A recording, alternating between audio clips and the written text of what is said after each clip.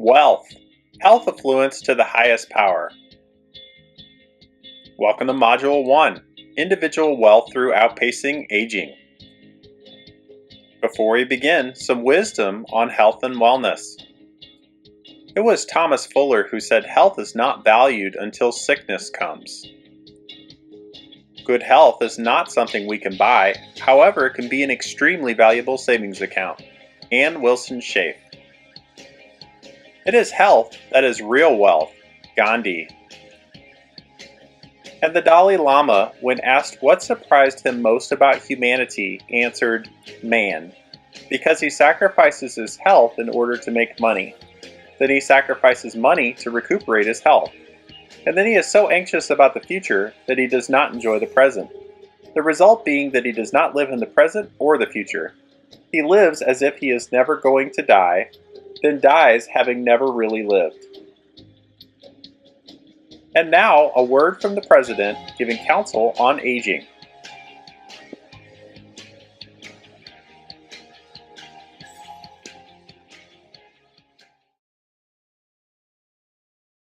Favorite quotations about age comes from Thomas Jefferson.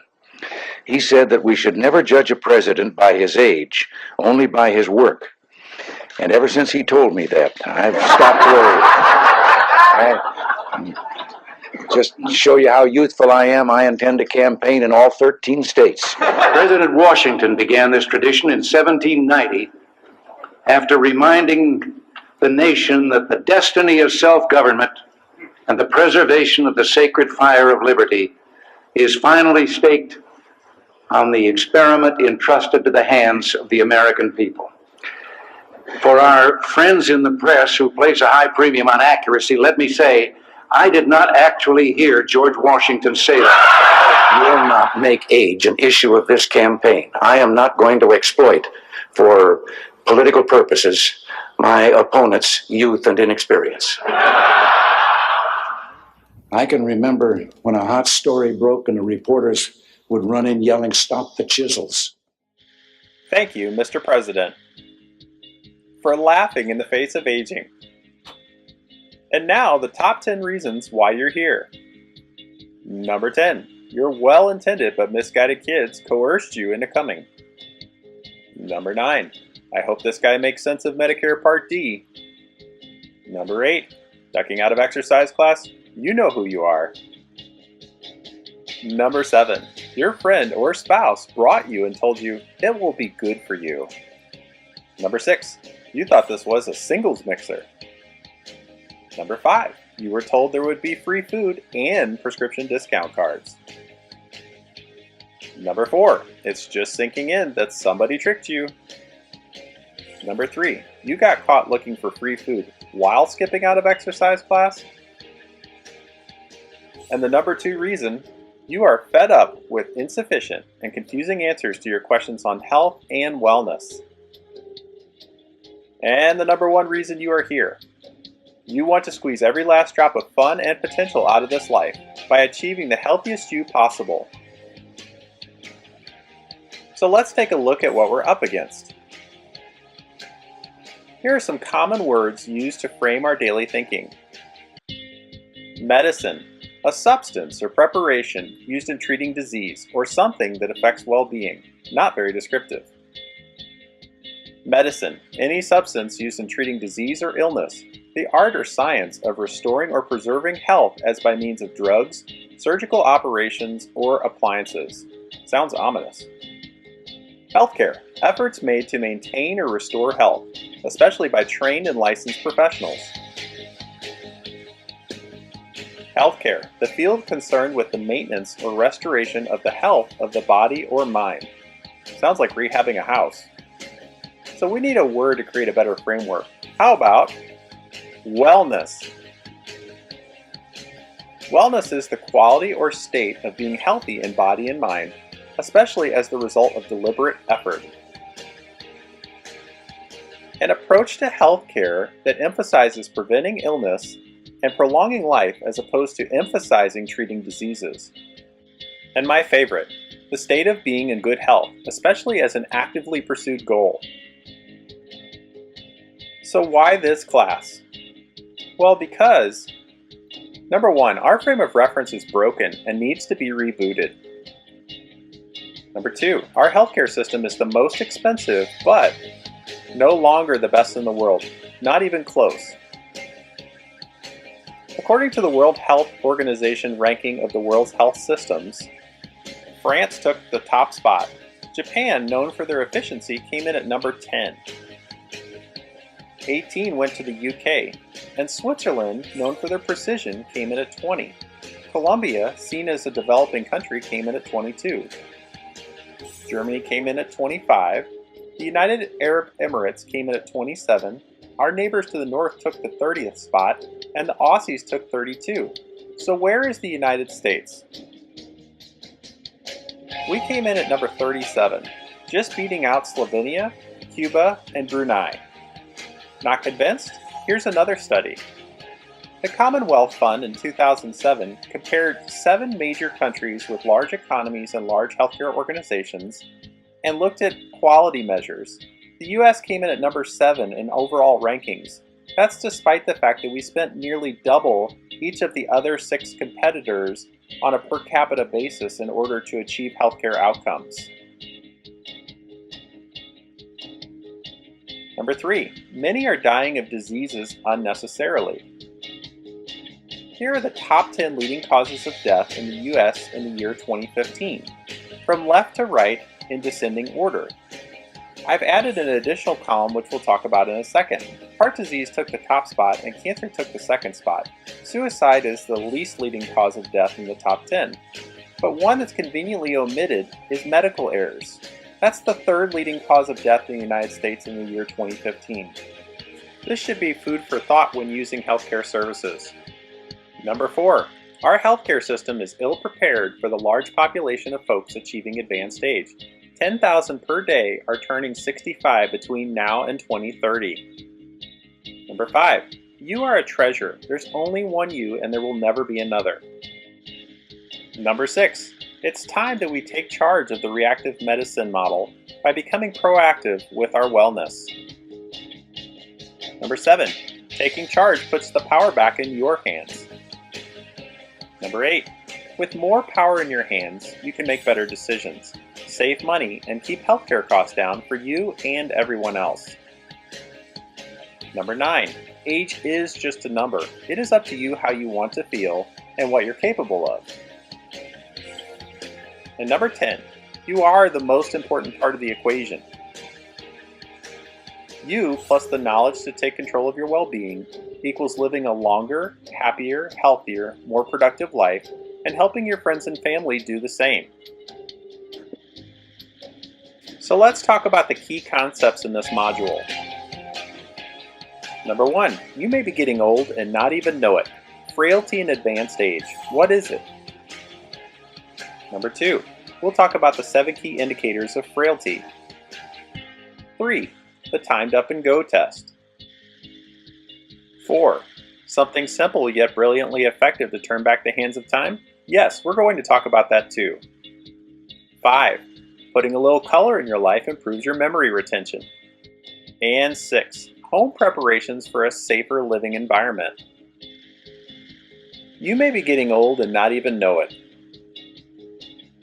Let's talk about the dirtiest of all F words. Frailty. Please keep your minds out of the gutter. This is a learning class after all. So what exactly is frailty? After reading quite a bit of research and some heavy medical terms, a working definition was forged. That's an acquired condition where an individual has decreased capacity and lowered ability to handle stressors. This could include sickness, work, activities of daily living, or many others. Still sounds like a mouthful. This condition causes decreased vitality across multiple body systems. The end result is increased likelihood for adverse health issues, including major injury, opportunistic disease, and even death. So let's take all that and come up with a simple definition that we can all work from. How about your body is in a compromised state where it cannot keep up with the basic demands of daily life? So let's talk about the 7 key indicators of frailty. Number 1, slow gait or walking speed. Number 2, unintentional weight loss of 10 pounds or more within the last year. Number 3, low physical activity. Number 4, decreased grip strength. Number 5, self-reported exhaustion. Number 6, everyone's favorite buzzword, balance. And number 7, other measurements including lower extremity function, chair stands, 360-degree turn, bending over, foot taps, and hand signature. So what's the most important of the 7? Any guesses? If you said slow gait speed, you're right. And here's why. For the same reason it is harder to keep balanced on a bike when going slowly or stopped than pedaling at a normal speed. Your body experiences a similar situation when walking too slowly. So let's take another look and answer why each of the indicators is so important. Here are the 7 key indicators of frailty and why each one is important.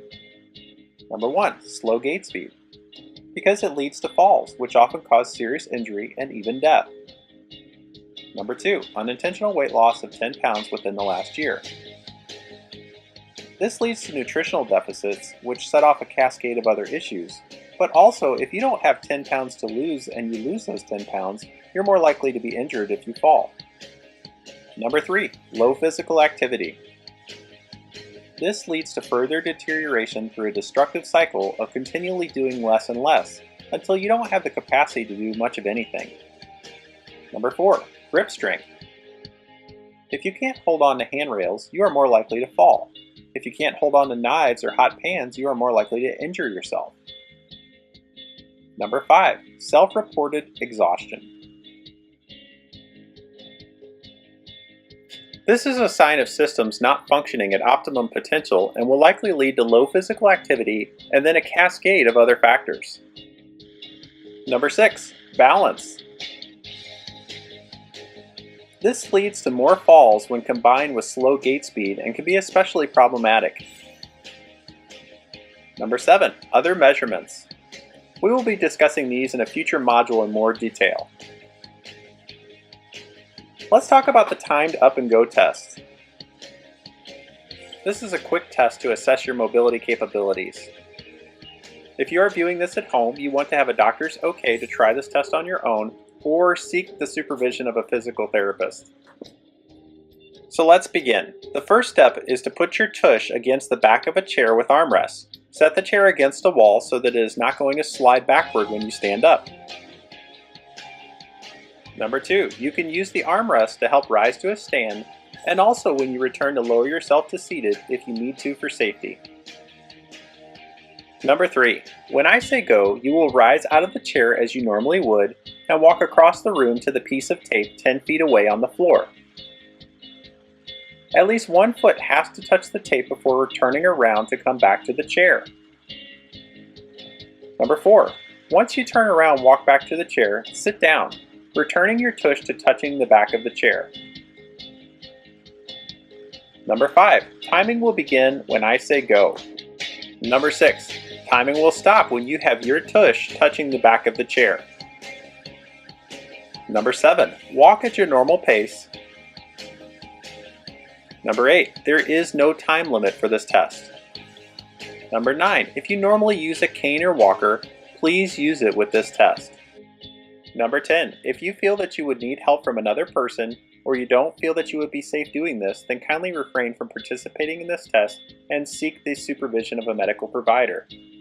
Number 11, questions? 12, let's do an untimed practice run. Number 13, ready? 14, go! So let's take a look at where you should be with regard to your age group. If you are in the 60 to 69-year-old category, it should take anywhere from 7.1 to 9 seconds to traverse the distance from the chair to the tape and back to the chair. The average is 8.1 seconds. If you did it faster than 7.1 seconds and did it safely, you're a rock star. If it took you more than 9 seconds, it's a little cause for concern and you might want to speak with your doctor. If you are 70 to 79 years old, it should take anywhere from 8.2 to 10.2 seconds, with the average being 9.2 seconds. Again, faster and safely than 8.2 seconds, you're doing great. If you're slower than 10.2 seconds, speak with your doctor or physical therapist. If you're 80 to 99 years old, it should take anywhere from 10.0 to 12.7 seconds, with the average being 11.3 seconds. Faster and you're doing great as long as you're safe. If you're slower than 12.7 seconds, you need to speak with your medical provider. At any age, if it takes greater than 14 seconds, you're at a high risk for a fall if you live in the community. Any age, if you've had a hip fracture and it takes greater than 24 seconds, you're more likely to fall within 6 months after hip fracture.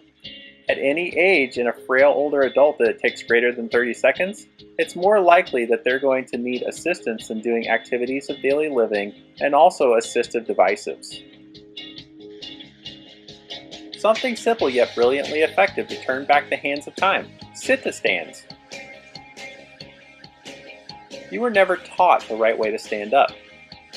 Instead, you learned as a toddler through trial and error to stand up the easiest way possible. This is called conservation of energy and is quite normal. The human body is designed to do things in the most energy efficient, read laziest way possible. However, this means using your arms and/or momentum to help you stand up. Consequently, this allows your legs to work less, but also makes them weaker over time. The former contributes to a cycle of deterioration that can be prevented. Everything should be made as simple as possible, but not simpler.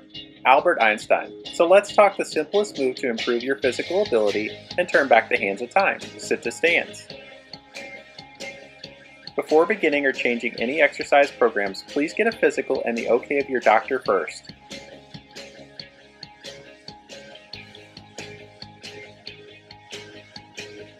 Hi, I'm Nick Saller, and welcome to WELLth, Health Affluence to the Highest Level. Today we're going to be talking about a question that I get quite often, which is, what is one simple activity that you can give me to improve my overall physical capabilities?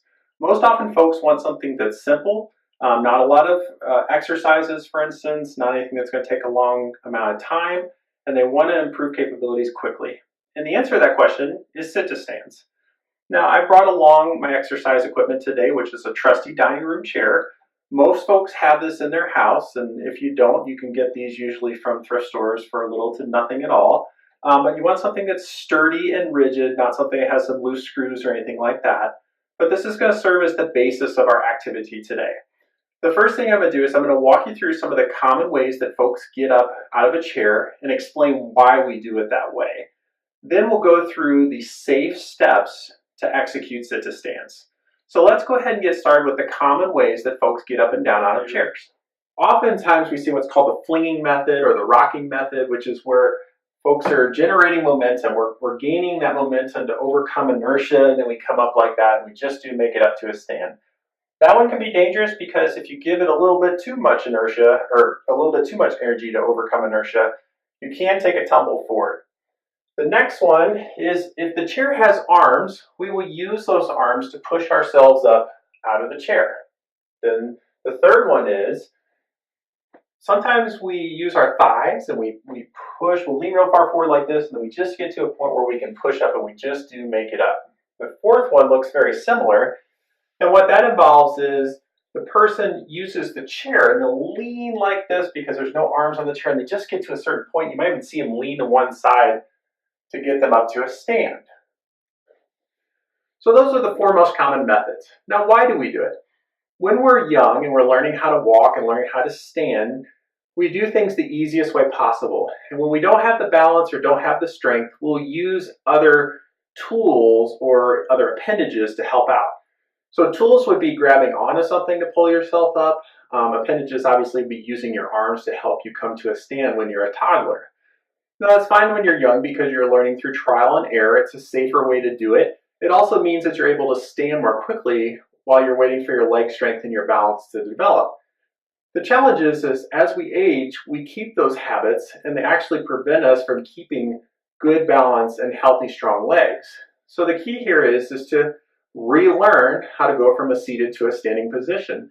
That's why sit-to-stands are so critical, is we use help to get up out of the chair, but we're not realizing at that time that every time we use help from our arms or we raise the chair up or whatever we're doing to make it easier, that basically takes away from our legs doing the job to their fullest potential.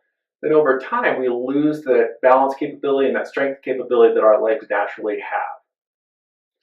So let's walk through some steps so that we can execute these sit-to-stands properly. The very first thing that you have to do before you even get the chair out to begin this activity is go to your doctor and get a clean bill of health that you can give this a shot. Right? Now, if you haven't done a lot of physical activity in a while, this might not be where you start. You may need to start with some real basic exercises that you would get from a physical therapist or a personal trainer via a doctor's recommendation. So go to your doctor, get a physical, get their professional approval that you can try this activity. Now, once you have the doctor's approval, the next step is to get yourself this sturdy chair. Anything with a good firm bottom and strong legs, and it's going to put you in a position where your thighs are roughly parallel with the floor. That's a good chair. I don't recommend doing these on dining room floors or tile floors or anything like that because the chair tends to want to slide out from behind you. I've selected carpet today because carpet offers a lot of traction, not only for the chair but also for my feet, so I have a good base of support when I'm going up to a stand. Now you'll see that I put the chair very close to the wall. The reason why I do that is if for some reason the chair wants to move away from me towards the posterior, the wall's there to stop the chair from sliding out. So then when I go to sit back down, the chair is exactly where it was when I stood up. So it's a safety measure. Also have a wall here, just in case I'm going to lose my balance. I can put my hand up and use the wall to kind of guide. Another thing that might be useful is putting or having the chair next to a nice strong table or a handrail, but make sure that the chair back is still against the wall wherever you put it, and that it's not going to slide around as you go to a stand. Having something close by, if you've never done these before, to just kind of guide yourself is a good way to start this. And you may even want to have someone around, or you might want to go to a physical therapist's office.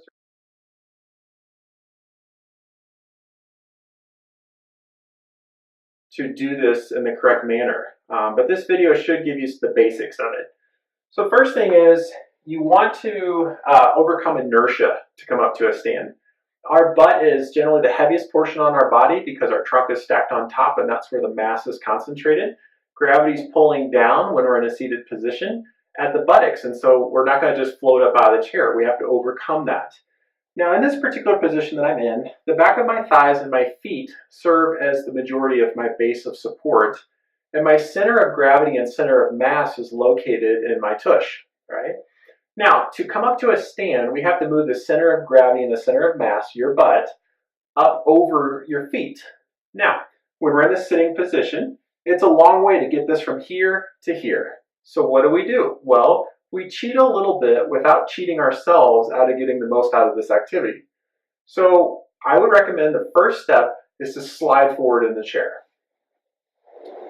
All right, now I've slid forward in the chair.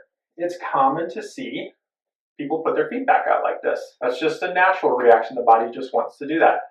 However, you want to slide your feet back underneath of you. The reason behind this is the more you slide your feet back behind you or underneath you, the closer you're moving your future base of support, the standing base of support, which are your feet, underneath your center of mass and center of gravity, which is right here. So now the workload is less and you've improved your mechanical advantage, which means you're making it easier for you to do. So after you slid forward in the chair and you slid your feet back underneath of you, the next step is to sit up straight and put your head up looking straight forward. Why do we want to look straight forward? Well, if you look down at the floor like this, your head starts to lean forward and your body follows your head, which means that you're more likely to take a tumble if you lose your balance. If you have your head up like this, you can maintain a straighter back and you're less likely to fall forward. Once you've achieved this position here, the next step is to put your hands out like this. This serves two purposes. The first is the arms weigh enough to act as a counterbalance against the buttocks. Okay, so this is your center of mass and center of gravity. And then you put this out here and it's just like a balancing scale. The arms act as a counterbalance.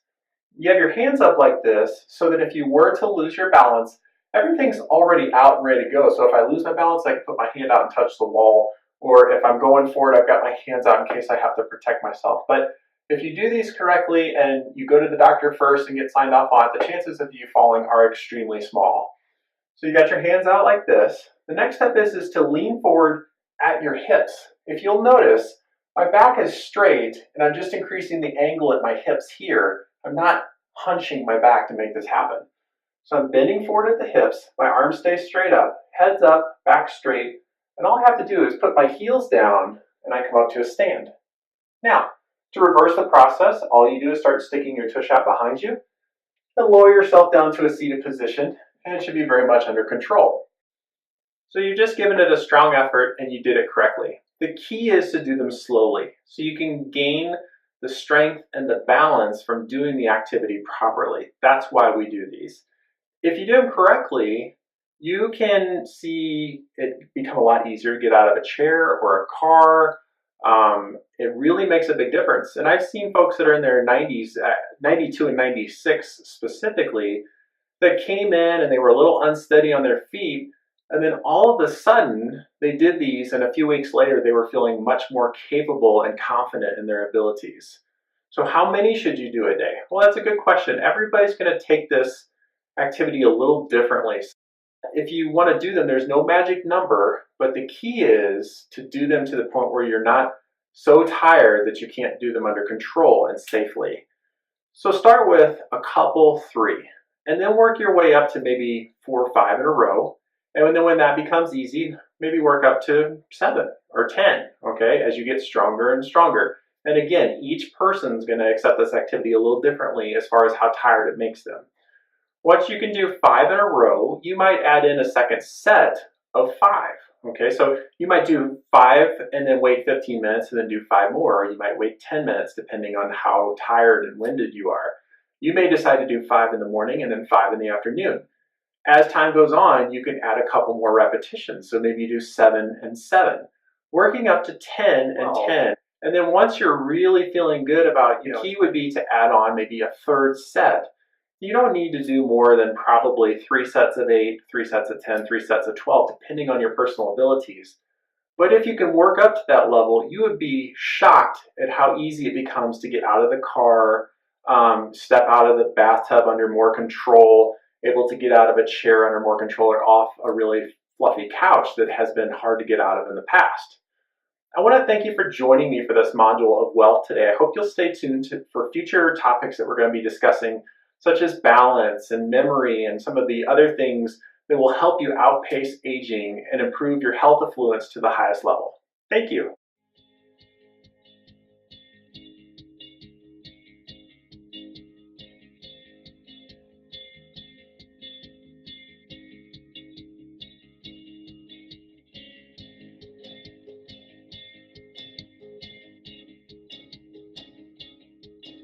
So let's recap. Number 1, slide forward in the chair. Number 2, slide your feet back underneath you. This is going to be slightly different for everybody based on body proportions and the chair. Number 3, keep your back straight to avoid injury. Number 4, keep your head up and looking forward. This helps keep your body balanced. Number 5, arms out straight. This serves 2 purposes. 1, it protects you in case you were to lose your balance, and 2, it acts as a counterbalance to your tush. Number 6, lean forward at your hips, not your back, to the point just before you feel like you're going to tip forward. Number 7, just as you see in this short video clip, use your legs to come to a stand. Number 8, reverse the process and lower yourself down under control. Number 9, yes, it is just that easy. So why sit to stance? This is a simple tool. When used correctly, it builds muscle strength in the front of the thighs, the butt, the ankles, the stomach, the shoulders, and the back, among others. Sit to stands engage and challenge your balance systems, including the feet and ankles, through activating the muscles, nerves, and brain, and additionally engages the vestibular system and the eyes, among other systems. Number 3, proprioception, knowing what your body's doing without even watching. Look, Mom, no hands. Sit to stands challenges your proprioception systems in order to improve them as well. Number 4, coordination and muscle memory. This is evident in the neck and shoulders, arms, trunk, butt, and feet. And it's just the same as playing the piano. The more you do sit to stands, the more easy it is and the more coordinated the activity is because of muscle memory. Number 5, it improves confidence and capability, which equals independence. Doing this well builds the confidence and safe capability to complete other activities of daily living and makes you more independent. The increased capability and the associated confidence leads to higher levels of independence, decreased injury potential, and increased life satisfaction. So the good question that comes up is, why not walking? Walking is autonomous. It's a conservation of energy movement. We are designed to walk long distances with little energy expenditure and little muscle fatigue. It's not that it's a bad form of exercise. However, if you are doing it on flat ground or a level treadmill with little or no pace variance, even if you're walking at a constantly fast pace, your body just adapts and then it isn't challenged. Sit to stands will help you in all aspects of walking. This includes balance, strength, and body control as previously mentioned. Yes, but I love my walking. You're not going to take that away from me. Well, if you do sit to stands, you can still walk too. But get more out of your walking by doing it better. Here are 4 simple steps to getting more out of your walking. Number 1, get a physical from your doctor and they're okay to give it a shot. Better safe than sorry and never skip this step. Number 2, vary your pace. Start on a smooth, firm, flat surface and speed up and slow down.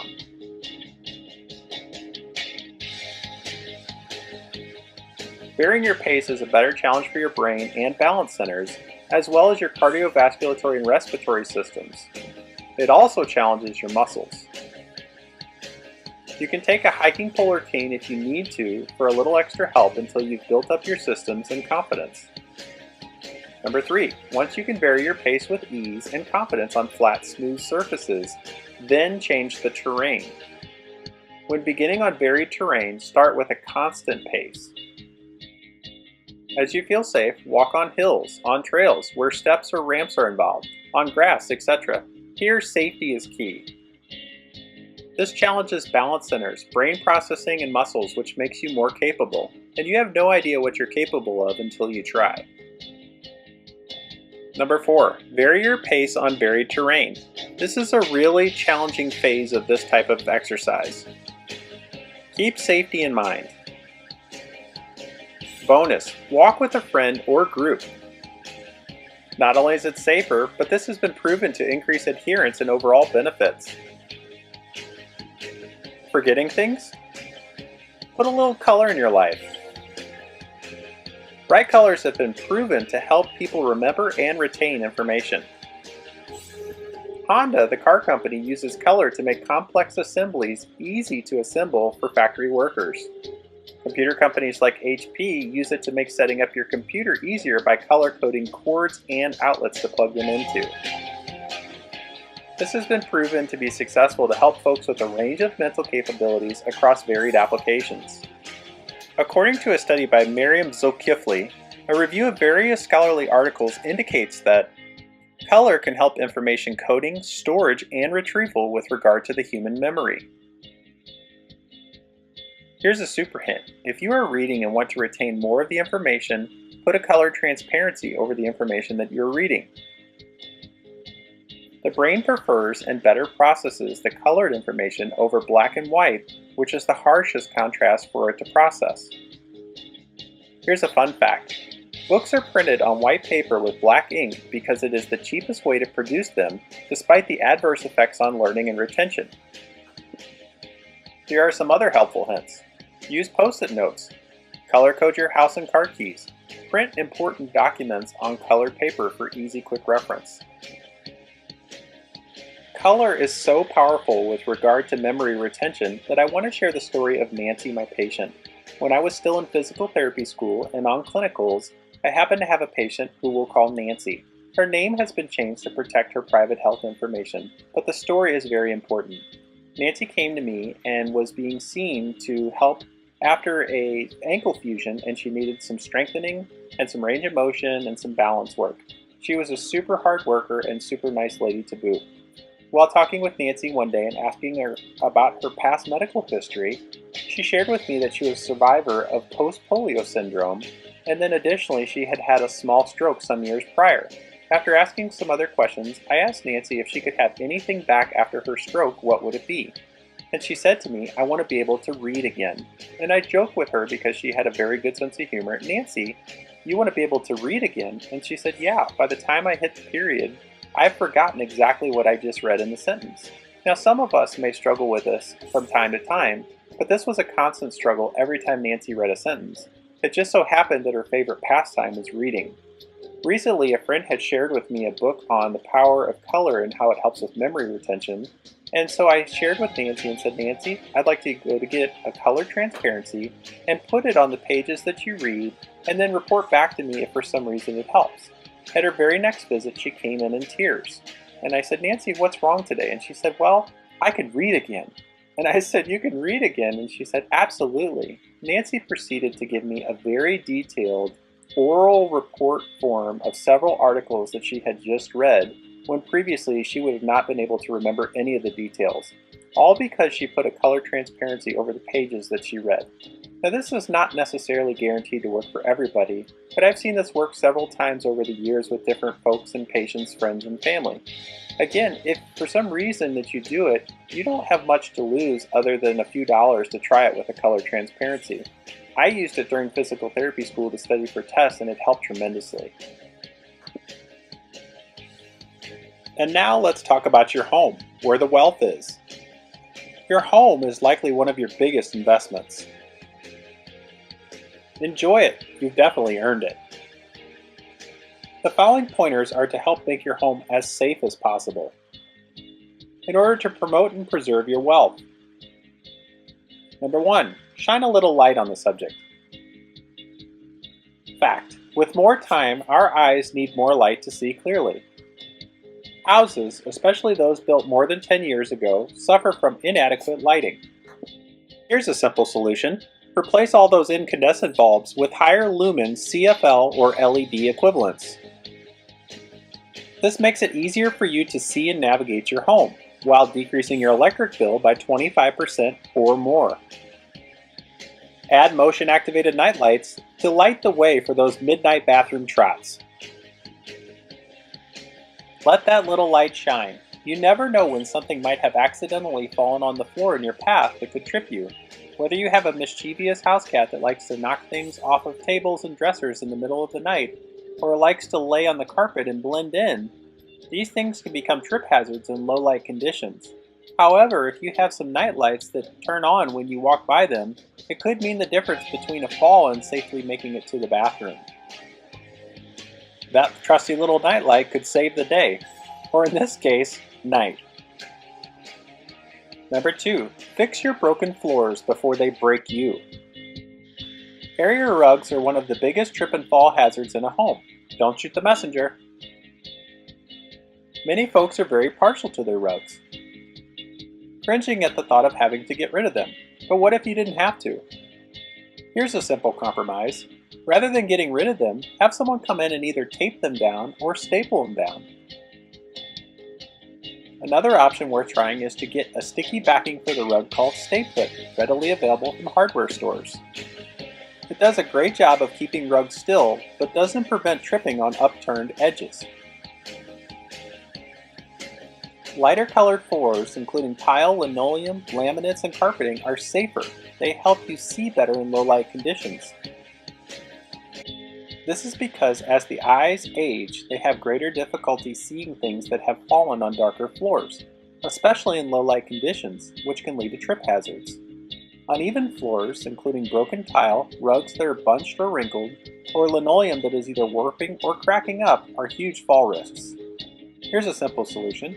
It's cheaper to repair or replace a floor rather than a hip replacement. Remember, fixing floors isn't necessarily cheap, but not fixing them can break you.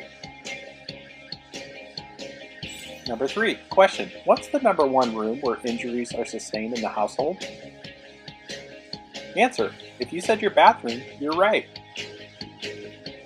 most often caused from getting into or out of the shower or bathtub.